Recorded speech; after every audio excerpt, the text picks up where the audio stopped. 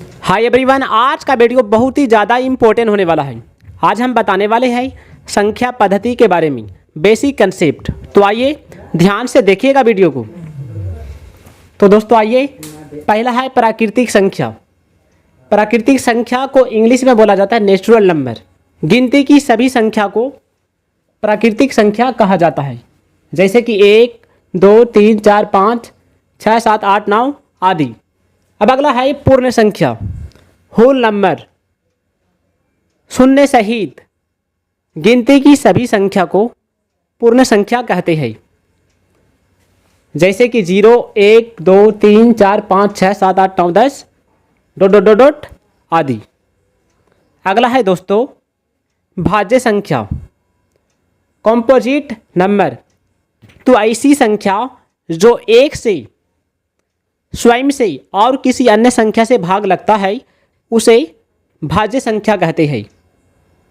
तो आइए देखते हैं क्या होगा। जैसे कि 4 जो है, 4 एक से भाग जाएगी और स्वयं से जाएगा और किसी अन्य संख्या से भी भाग जाता है।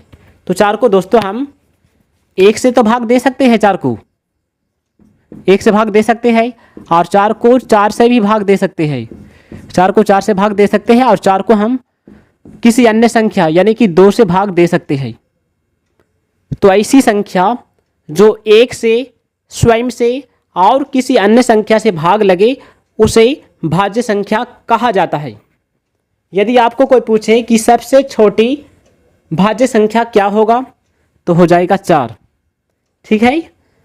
जैसे कि यहाँ 6 है दोस्तों, 6 को हम 1 से तो भाग दे सकते हैं, इसको हम 2 से भी दे सकते हैं, 3 से भी दे सकते हैं, और 6 को हम 6 से भी भाग दे सकते हैं, यानी कि 1 से, स्वयं से और किसी अन्य संख्या से। तो उसी को हम लोग बोलेंगे भाज्य संख्या। 8 को क्या क्या से भाग दे सकते हैं बोलिए? 8 को 1 से, स्वयं से और 2 से, 4 से और 8 से भाग दे सकते हैं। तो इसी को हम लोग बोलेंगे भाज्य संख्या। अब आइए अगला देखते हैं, अभाज्य संख्या, प्राइम नंबर। ऐसी संख्याएं जो 1 से और स्वयं से भाग जाती हो, किसी अन्य संख्या से भाग नहीं जाती हो, उसी को बोला जाता है अभाज्य संख्या। जैसे 2 जो है 1 से भाग जाएगी और स्वयं से भाग जाएगी, लेकिन किसी अन्य संख्या से भाग नहीं जाएगी।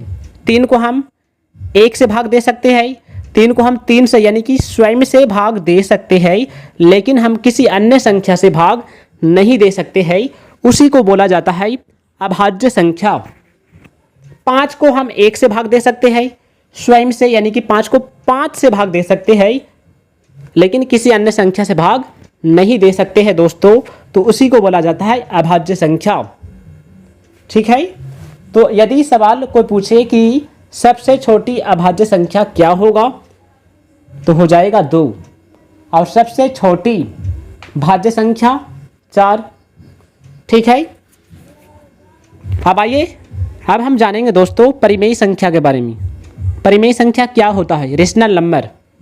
तो ऐसी संख्या जिसे हम P/Q के रूप में लिख सकते हैं, जिसे हम बट्टा के रूप में लिख सकते हैं। तो जैसे कि आप देख सकते हो 1/2, 3/2, 5/6।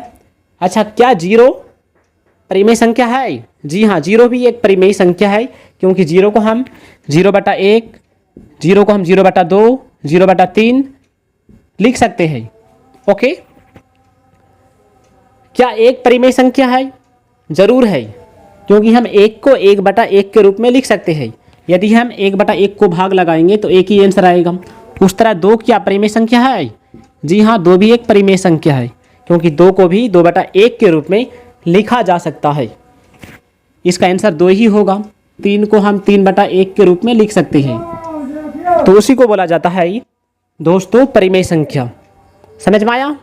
अब अगला है अपरिमेय संख्या, इरेशनल नंबर। तो ऐसी संख्या जिसे हम P/Q के रूप में नहीं लिख सकते हैं, जैसे कि √2 हो गया, √3 हो गया, √5 हो गया। पाई का मान होता है 22/7। यदि 22/7 पूछे तो क्या होगा? 22/7 परिमेय संख्या है, लेकिन बोलेगा पाई अपरिमेय संख्या। यदि इसका मान पूछेगा, पाई का मान, तो हो जाएगा परिमेय, और यदि पाई पूछे तो हो जाएगा अपरिमेय, इरेशनल नंबर। ठीक है। तो प्यारे दोस्तों, यदि वीडियो अच्छा लगा तो वीडियो को लाइक कीजिएगा।